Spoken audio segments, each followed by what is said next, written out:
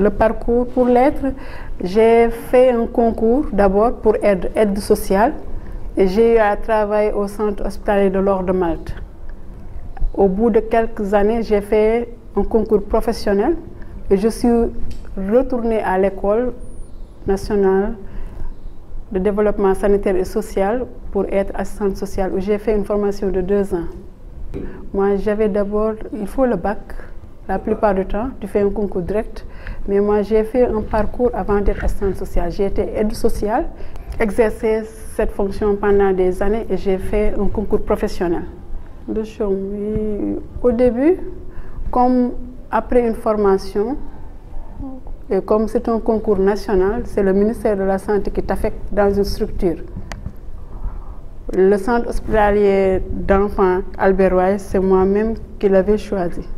Mais après la formation d'assistante, on m'a envoyé dans une autre structure où je n'avais pas fait le choix. Et le travail aussi ne me plaisait pas du tout. C'est pour ça que j'ai voulu changer. Je me suis renseignée sur CHOM et j'ai pris le choix de CHOM. Pour l'assistance et le soutien, comme tout travailleur social,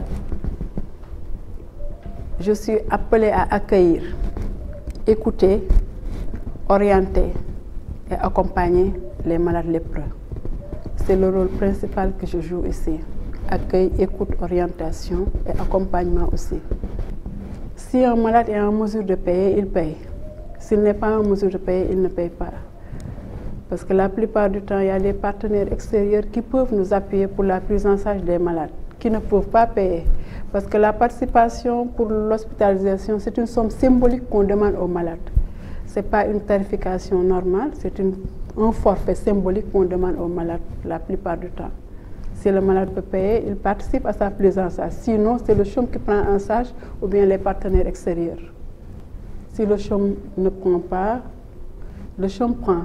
À défaut, il y a le ministère de la Santé et de l'Action sociale qui peut accompagner les malades parce qu'il y a des programmes là-bas pour l'accompagnement des malades qui sont des malades démunis.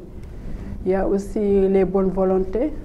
Il y a aussi des organisations qui se sont formées, surtout Nour et d'autres organisations qui appuient. Tout récemment, même, on a eu un apport de la Fondation Sokosim aussi qui appuie les malades, qui a commencé tout récemment. À part ça, je vous ai parlé du ministère de la Santé et de l'Action sociale. Il y a la ville de Dakar aussi qui accompagne les malades. Même les malades lépreux peuvent faire un dossier et bénéficier d'une prise en charge là-bas. Parce que si un malade ne peut pas payer, c'est le CHOM qui prend en charge ça. Mais si un malade peut payer ou si le malade a une prise en charge, c'est normal. Sinon, c'est le CHOM qui prend en charge.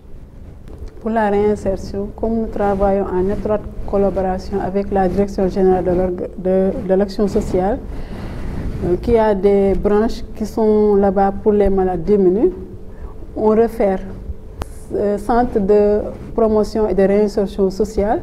Il y a aussi les directions qui sont au niveau des régions, la direction départementale de l'action sociale, la direction régionale de l'action sociale. On réfère là-bas. C'est eux qui ont en principe en charge de la réinsertion. Mais quand même nous, ici au niveau du CHOM, il peut m'arriver des cas qui ont des problèmes de scolarité. C'est moi-même qui gère ça directement avec la direction de l'action sociale pour essayer de voir dans quelle école on peut les placer pour faire le suivi scolaire.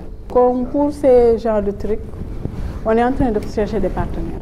Comme c'est le cas tout récemment de la Fondation Sokosim qui a eu à appuyer pour un projet bien déterminé, mais c'est pour un groupe lépreux qui avait un projet bien établi. On a soumis le projet, ils l'ont financé.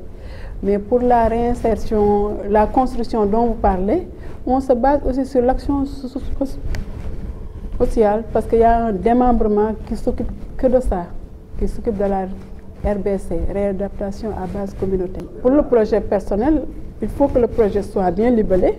On va essayer de voir un partenaire pour financer le projet et accompagner aussi pour le suivi du projet.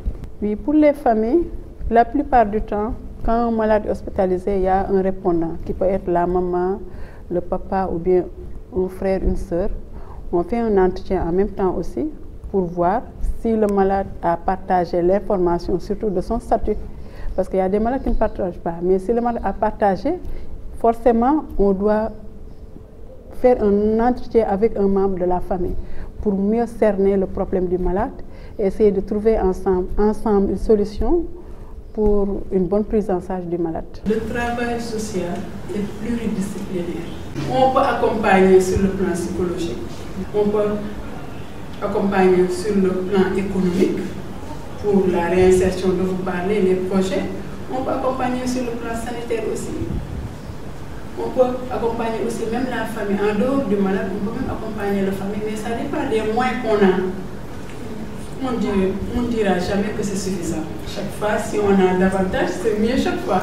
Mais quand même, le peu qu'on a, on essaie de gérer les malades. Parce que vraiment, il y a beaucoup de bonne volonté qui se manifestent et qui participent une fois à la prise en charge des malades. C'est qu'il y a beaucoup de malades, on ne peut pas satisfaire tous les malades. On fait de nos mieux pour que le plus de malades puissent être